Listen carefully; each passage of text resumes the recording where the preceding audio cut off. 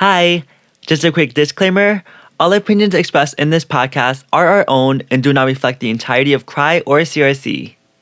Hey everyone, welcome back to the Creative Resilient Youth podcast called The New Normal. And this is our first podcast episode of 2021. It's a new year, it's a new us. So yay us. I just want to go around and have everybody introduce themselves and their role in Cry. So I can start. My name is Andre and this is my third year of Cry. And I currently organize the podcast as well as communications, aka our Instagram page, and make graphics for that. And yeah. Hi, I'm Avani. This is also my third year of Cry. I am a part of the Collective Care Fellowship, so I deal a lot with how we are caring for each other and how we're functioning as a collective and aligning on stuff. And also I dabble in the merch aspect of things. Hi, my name is Peyton. This is my third year as well, and I am the exhibition fellow. And my goal is planning, organizing, and producing the exhibition in May. Woohoo! Hi, my name's Alana. This is my second year of Cry, and I am a fellow with the Cry Care Fund, which is a Philadelphia mental health mutual aid fund. And so we're just organizing money to spread out within the mental health community in Philadelphia. Hi, my name is Michael, and this is my second year in Cry, and I took part in designing the merch for my group in Cry Collective. All right. So it's a new year, and obviously, well, we want to pretend that last year didn't exist, but unfortunately it has, and it's affected us in different ways. So I just want us to kind of reflect back on last year and kind of channel like what happened last year and like how that affected us like mentally, I guess, but also kind of checking in on like what energy do we want to bring with this new year. I can start. Last year was craziness. It had so many downs. I'm going to be real. So many downs, a few ups. It wasn't all bad, but I'm going to pretend that the new year starts February because I feel like January was a continuation of 2020 as far as like downness. But last year I felt very lost and I could feel my mental capacity dwindling down. But I'm hoping that this year, well, I'm already feeling this year, I'm feeling a little more rejuvenated and a little more inspired and inspired and rejuvenated and refreshed. So I'm hoping to continue to carry that energy this year.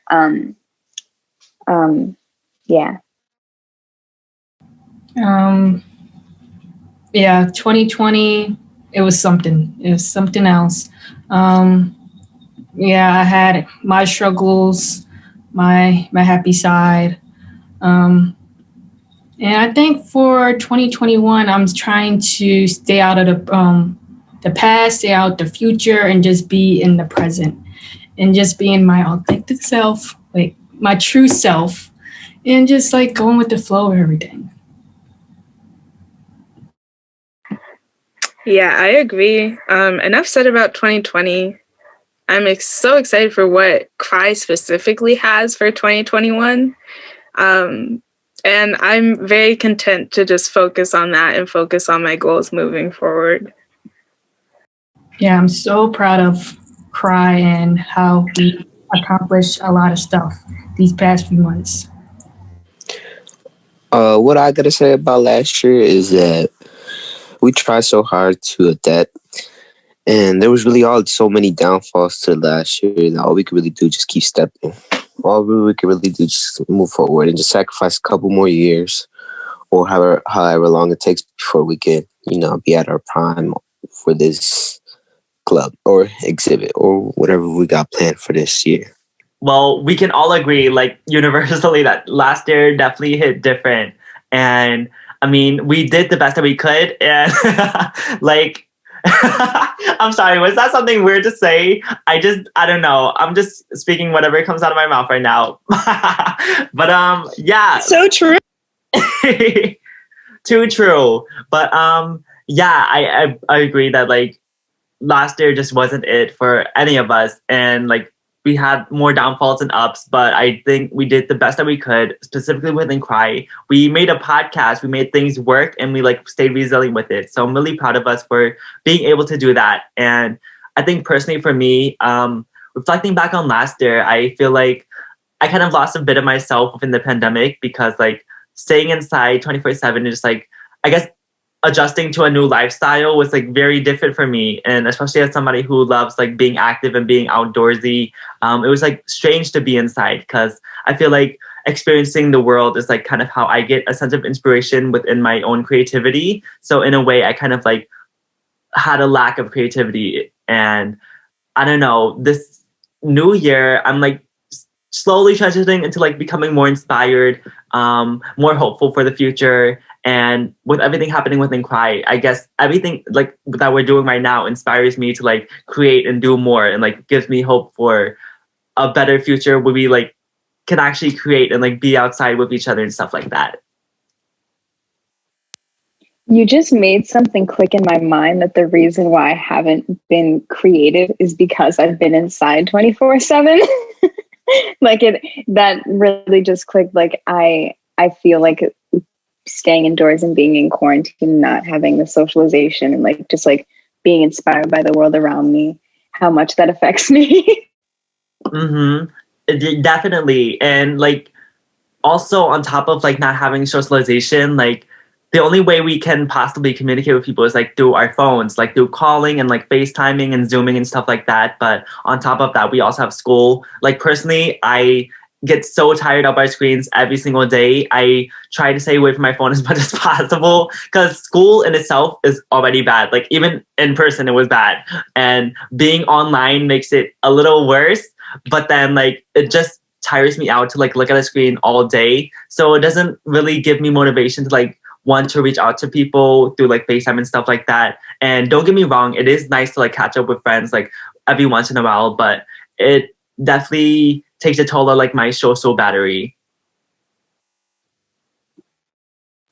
I was gonna say another thing that made me think of is like 2020 is definitely made me more grateful for all of you, but also just like I think it makes me value our in-person time so much more. Like we got to have a small little picnic during the summer, socially distant, of course. And then if I do get to see y'all during the exhibition, that would be so awesome. And like if this was the normal year, like seeing y'all during the exhibit would just be, another day. But it's gonna be so great now. Yeah, I think it's going to be twice as impactful if we like to see y'all with your art in this exhibition that we've been working towards for so long. Like exhibition days are always already like so like hype and like, oh my gosh, it's happening. But to see you guys and your art after not seeing you guys for months, oh, it's going to be awesome. Yeah, going off of that, I just wanted to ask, like, what do you think personally or within the collective, what was the most challenging thing last year? Being stuck inside. Because I don't know if it's just me, but lately, people around me, everybody's been sad because everybody's inside, everybody's emotions inside. Nobody has really been open. I mean, we obviously can't go outside, but still, at least try to get a little sunlight's good and enough. But yeah. I think for me, it was like trying to figure out what to do, just like at all, because I felt like as a person, as a human being, I needed to know what to do. And there was a lot of expectations, like with school, I feel like they just pretended that there wasn't a global pandemic occurring and they still held the same expectations for students. And now some schools are being like, oh, wait, maybe we should have cared for your mental health since you were all experiencing something incredibly traumatic. But then it was, I just assumed everyone knew what was going on and what they should be doing at that moment. And it made me feel a lot more isolated. coming to Cry definitely helped, because I feel like once the pandemic hit, we didn't really hold any expectations with each other than being there. I actually have something contrary to you, Alana. Because I'm an essential worker. I worked at a grocery store this entire pandemic. I put everything into working there because I was like, oh my gosh, it gives me something to do. And even though it's scary to be outside and I don't want to be here and I don't want to be outside, I can't be bored at home with nothing to do. So it was like this weird balance that I struggled with that fueled my weird issues with like being a workaholic. So that was definitely really terrible because it took an emotional and physical strain on my every being. But my coworkers around me helped me kind of overcome that and remind me like, you're a person and not a robot. And also coming to Cry especially helped me realize like, oh no, I'm a human being with feelings and issues that need to be addressed and like someone that needs to sleep at night. So that was definitely a really big I definitely resonate with both of those statements. Like before lockdown, I was like a very active person. I felt like I always needed to be doing something every single day and like be productive. And I feel like more so than ever during like quarantine, there's like always this pressure to like be productive, especially seeing other people being productive online. It just like kind of makes me want to like be as productive as other people. But truthfully, like I can't be that and I can't hold myself to that every single day. It's very like mentally exhausting and like physically exhausting to like want to like have to do that. And with this new year, I'm trying to learn how to relax and like take some time for myself to finally just like do nothing, you know, just like I don't have to be productive. I don't have to be doing something every single second of the day. I can just like lay in my bed and not feel guilty about it, be on my phone and not feel guilty about it, and really learn how to I don't know my capacity in terms of like workload. One thing I challenged with last year was grieving. I did come into a situation where I had to like just stop everything in my life, like literally stop. And even though it was nice to be able to just be remote with school and everything, it still was kind of like a struggle because I was still dealing with my grieving, and then I still had to do like projects, and I had to do like studio projects at that. So it was a pretty struggle. But on the other hand, I did start to, I think like face my fears, as well as just knowing myself a little bit more, knowing my boundaries, knowing what I do like, what I don't like, and as well as like falling in love with nature. It's amazing that I was able to fall in love with grounding and like putting my hands in soil. It definitely helped me in the long run with just dealing with everything. So it sounds like we are like reaching a happy point. So I just want to bring the conversation to like kind of a happier place. So it's February now, but we are approaching 1 year since being on lockdown, which happened in March. And it's crazy to think it's like already 1 year, because I literally can remember every single thing I did last year. Like it's all in my head because this whole lockdown situation has felt the same every single day. But anyways, besides that, so moving into a happier place, as we approach 1 year of being on lockdown, what's something good that came out of lockdown, and like what are some things that we learned? How do we grow as people, individuals? I've thought about this a lot during lockdown, like especially towards like December of last year. I feel like there is something that's always kind of good in people taking time to themselves by themselves, you know, even though we were all forced to be alone for the most part. I feel like for me personally, while I don't know, I was very like self-criticizing, whatever, but through those like moments of that, I also learned how to be so much nicer to myself, and just observing myself and being stuck with myself and only me every day. I kind of learned to like this person that I live with, you know? It's like if you have a roommate, like, that you don't know, like, you know, when you move into situations where like you don't really know that person and you grow as friends, it's kind of like that happened only with myself, which is a little weird. And I don't know if anyone else can relate to that, but I've talked to some folks and it's kind of the same narrative of just like, I learned to like myself through lockdown because I was the only person that I had, and that self-love and that connection grew stronger through that. Mm-hmm. Yeah, I can totally relate, except like, I'm not sure. I was definitely nicer to myself, but I think that was just because I didn't have anyone to compare myself to, like being alone, being in quarantine. And sure, there was like Instagram, Facebook, like Snapchat and everything, but I could literally just turn my phone off and not have anyone to compare like my body to or my accomplishments to, and that just like left me and myself. And I think that really helped me learn how to be content with what I was doing rather than constantly comparing myself to someone else. Yeah, I think being on lockdown definitely taught me to like spend time with myself and like really get to know who I am as a person. Cause I mean, I mentioned the fact that I was like very active, like a very outdoorsy person, but like who am I outside of like that aspect? Like I kind of rediscovered new hobbies in quarantine and stuff like that. Like I started playing the guitar and playing piano a lot more, which is like something I'm like really grateful for, just to like have as like a kind of a way to like relieve myself and just like really have something to do and like keep me occupied during quarantine and like stay productive. And I've also like gotten in touch with like drawing and stuff like that, which is like during the school year, I never really had time to do it. So I didn't really have any excuse not to do it this time around. So I'm really grateful that I was able to like explore my creativity in different ways during quarantine and like kind of allowed myself to have time to really explore who I am like internally.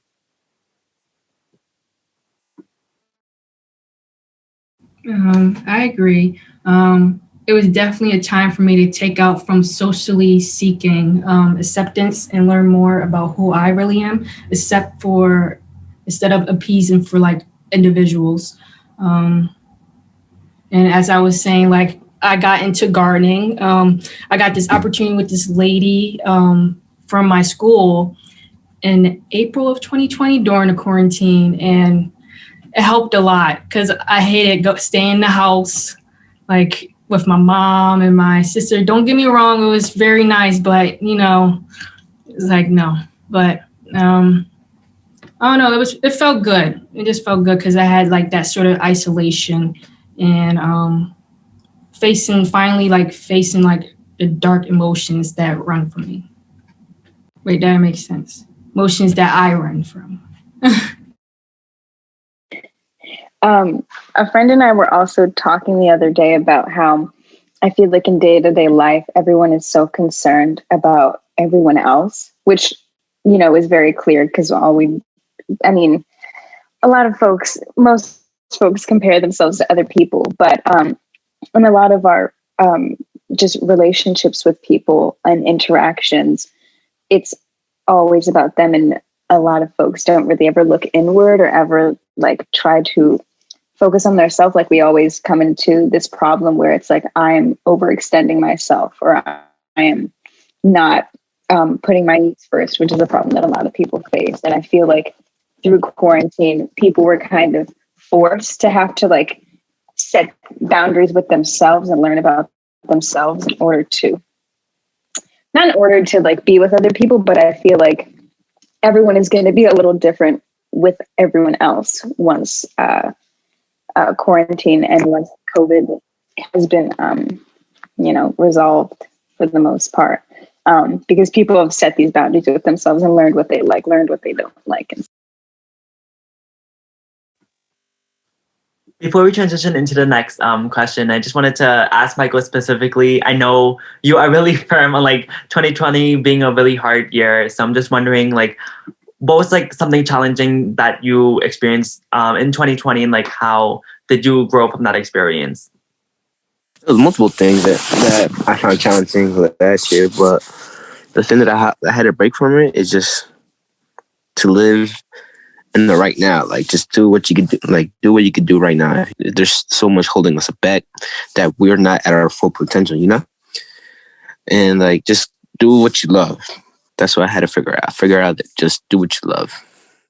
Yeah, I definitely agree with that statement, especially like I don't know, as a creative like who lost some sense of inspiration during quarantine, I have learned that like I had a lot of plans for like music in 2020 and it did not come into fruition because I don't know, I was very stuck within the pandemic. I'm like trying to navigate between like what I should do or what I can do. But I realized that like you can't really wait for opportunities to come to you. You have to make opportunities for yourself. And in a way, like that kind of pushed me to like what you said, like do what you love.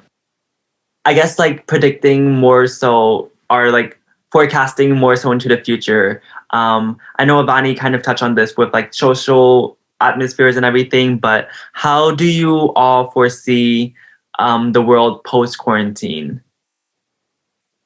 I guess I'll talk community wise first. I feel like at the beginning of this, there was a lot of stuff going on with the Black Lives Matter movement and a lot about like community care. And I feel like, especially in Philadelphia, there was a thing going on with folks living in encampments on the Parkway because they were completely houseless because of they've been houseless or because they were recently like kicked out because of not being able to make rent because of not having a job.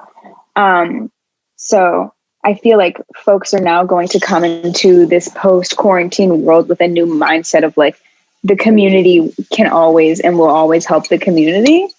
I mean, at least I hope so, I feel like so many things have been exposed and so many different patterns of our society, of our government, of our little neighborhoods. Like, I feel like a lot of people will be a little more reliant on each other as a community as far as resources and stuff. But at the same time, I feel like a lot of folks have realized that they enjoy being alone. So I feel like as much as people are going to, love being around everybody again and love being with their communities and stuff, I also feel like people have gained a newfound respect for having alone time, even though they've had too much of it now. But I feel like I know that as soon as I get into like a space of like being around people, I'm going to be like, I need to take a break because I know what that feels like and I need one now. You know what I mean? I have no idea like what the world at large will look like. I have no clue. I could have never predicted anything that happened in the past year, so I don't think I'm even going to try with this one. But I know for me, I feel like I'm at a major like social deficit. Like I miss hugging my friends, and I miss even just like sitting in a really cool coffee shop. That's an experience that I really miss. And I think I'm just gonna be, at least for the short term, after we get out of quarantine, I'm just going to be chasing those experiences and trying to connect with everyone that I care about in person while I can.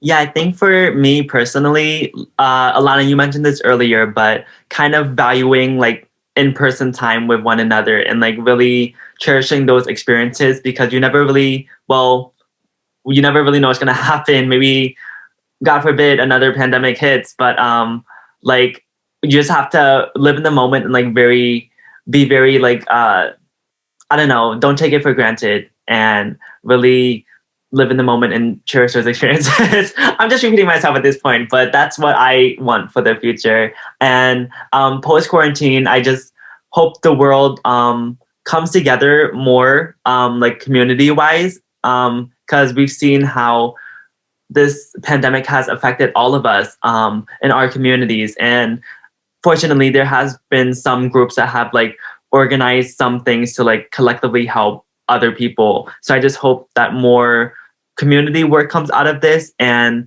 I guess socially, people will like know their capacities more because I know for me, like I know that after a social outing, like I need a break for myself and just like alone time. Like I can't go from one social group to another and like not be socially exhausted. So I know like for me in the future, I will definitely have more, I guess, knowledge in terms of like my capacity and like knowing what I can handle in terms of like social atmospheres. But yeah, I hope that we all like take care of ourselves a lot more, especially like being in quarantine by ourselves. Like it teaches us to like know ourselves a little better in terms of that. Y'all basically said everything that I can say. But yes. I'm also thinking about like what you just said, like I can't hop from one social like group into another. Like before quarantine, like I used to go to like gatherings and parties and I would go to multiple a night. And now I'm like, I can't do that. Like that is impossible now. Like I need a break. But one more thing I wanted to say is that I feel like I hope that post quarantine people have a newfound respect for life and the lives of the people around them. Because, you know, COVID has taken lives. It has restricted everyone's life. So I'm like back to what Alana said, like going to like the mundane things in life, going to a coffee shop and sitting around and just like sitting in the presence of another person. Like I miss that a lot. And I feel like people will have such again, like a newfound respect and a newfound love for that. Because I feel like a lot of people deny their emotions. Definitely not guilty of that. So it's made me a lot more grateful of like being in the presence of another person and like having another person's energy around me. Yeah, that also reminded me, just like a quick side note, like earlier in the year before quarantine ever happened, like I used to do so much like in a day and I don't know how I did it. Like I used to wake up, like in high school, I used to wake up at like 7 a.m. and then I wouldn't come back home until like 8. And that was like so crazy to like know that I did that and like stayed out. Cause like even walking to the grocery store now is exhausting. Like it's like a 5-minute walk for me, but like, oh my God, when I come home, I'm like so exhausted. Like even that's a lot for me as somebody who like was constantly out and like walking everywhere. Like, yeah, it has taken a toll on me, but even going to the grocery store now, like even though it is kind of tiring for me, I'm grateful that like I get to like have the freedom to go out and that I am able to like do that. And also shout out to our essential workers who have been working tirelessly throughout this whole pandemic. Avani's one of them. So shout out to Avani specifically, but also like everybody out there, like the doctors and everybody who's working at the grocery stores and pharmacists. We appreciate you. Oh, gee.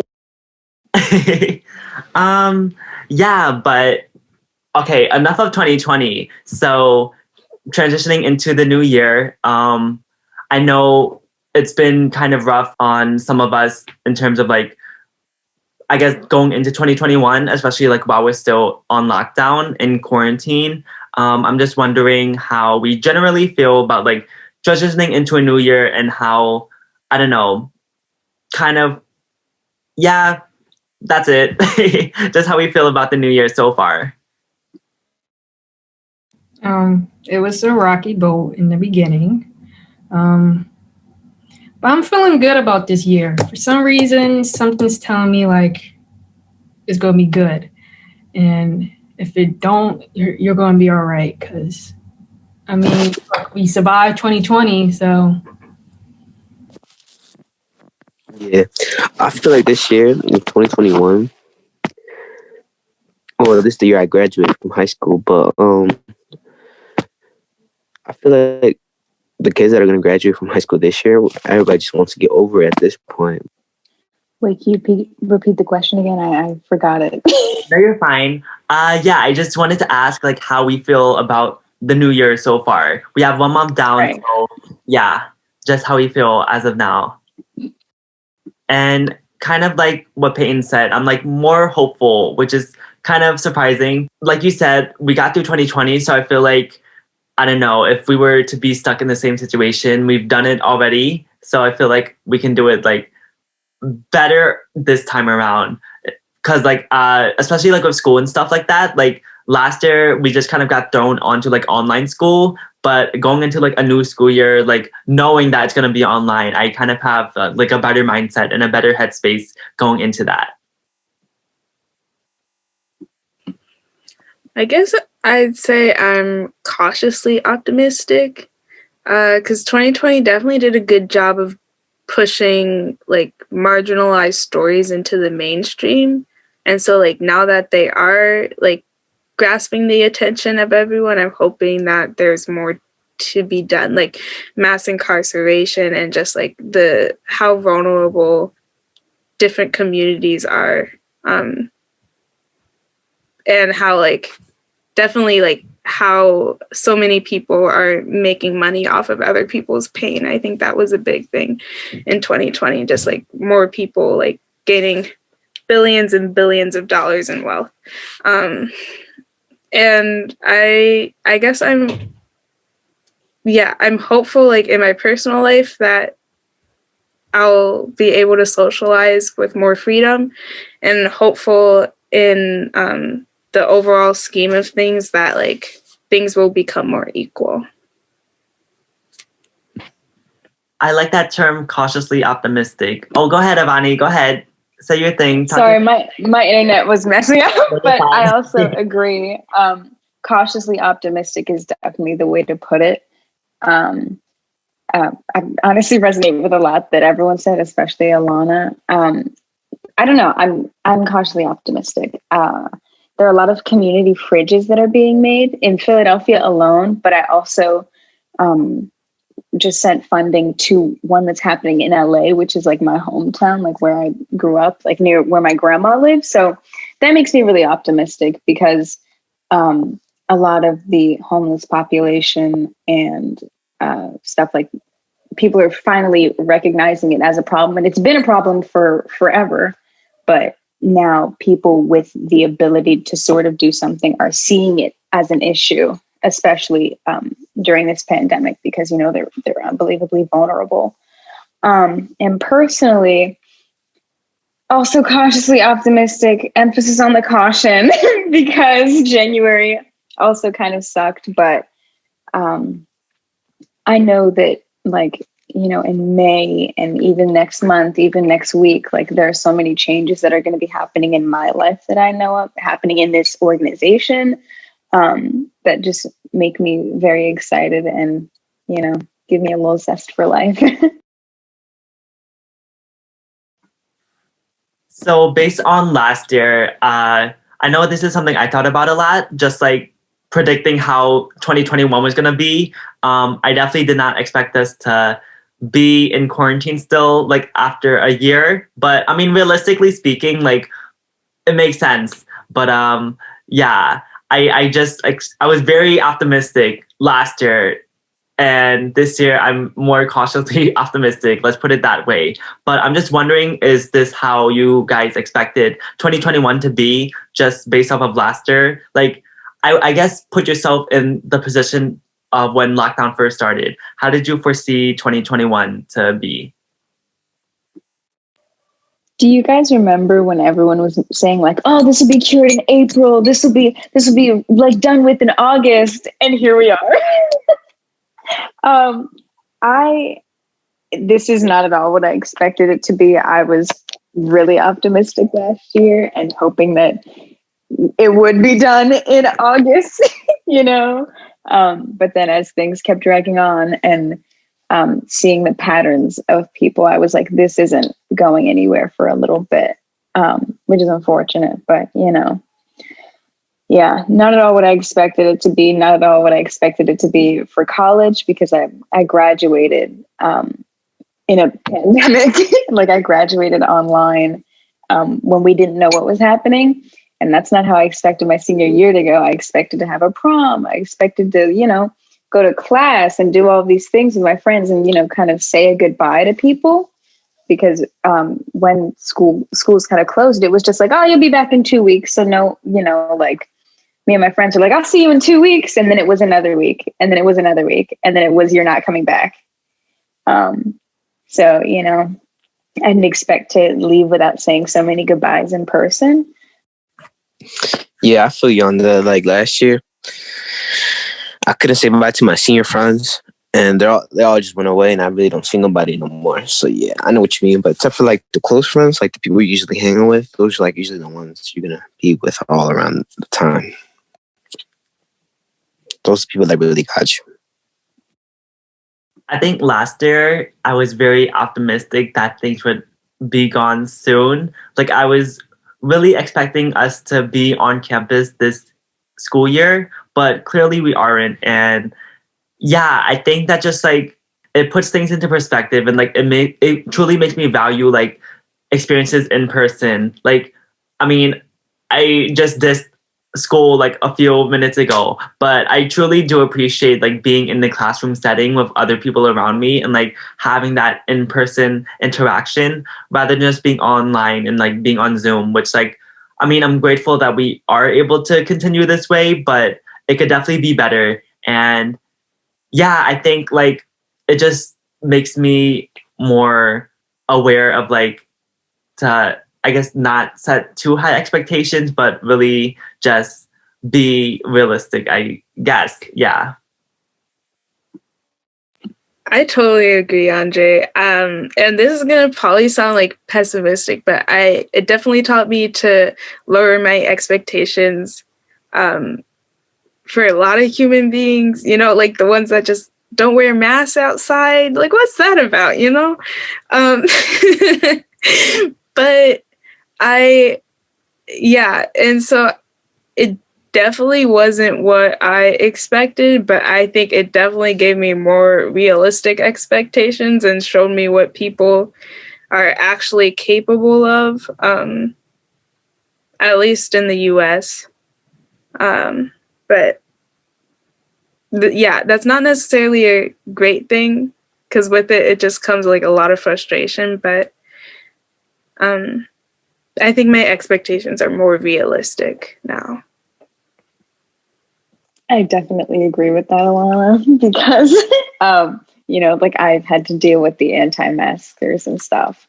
And I also didn't expect, I didn't expect people to get so violent over the littlest things, which I know is a little graphic, but like at my job, I've been pushed and almost like physically fought because people want to get in line and get in the store that's overcrowded. And like pre-COVID, like you would never expect people to fight to get into a grocery store.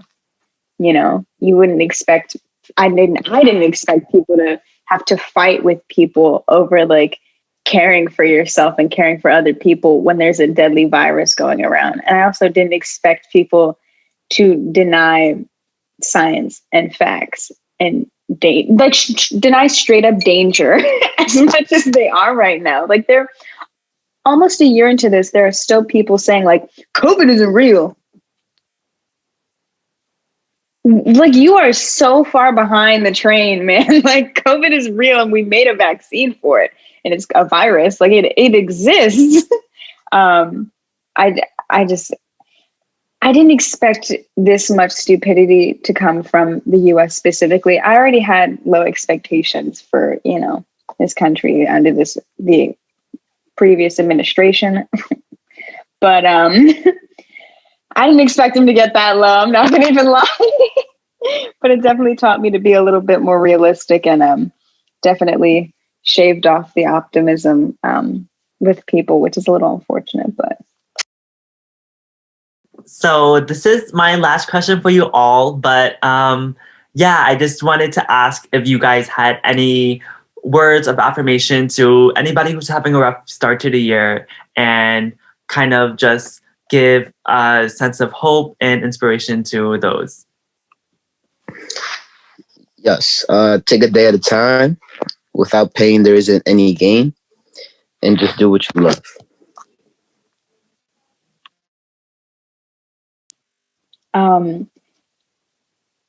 I think what I have to say is it's hard to make a bounce back. It is. That's undeniable. but eventually you do make it. If the beginning of this year was hard for you, that's okay. Look at where you just came from. You're not going to pop out of recovering from that as if it never happened. You are going to be changed, and that's okay. Allow this year to fully blossom and grow into that person that you've changed into, and use this time for that, and be patient with yourself about that. If no one believes in you, believe in yourself.